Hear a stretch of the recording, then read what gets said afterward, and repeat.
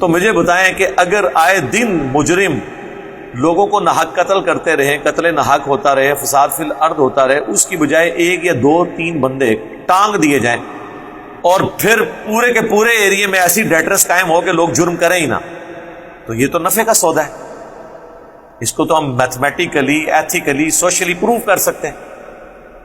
یہی اسلام کی برکت ہے۔ چور کے ہاتھ کٹیں گے تو یہ تو نہیں ہے کہ سعودی عرب میں چور کے ہاتھ کٹتے ہیں تو پورا سعودی ٹنڈا ہو گیا ہے۔ چور تو نہیں ہے، جہاں چور کے ہاتھ کٹتے ہیں وہاں پھر باقی لوگ ٹنڈے نہیں ہوتے ہیں، کیونکہ ان کو پتا کہ ہاتھ کٹ جائیں۔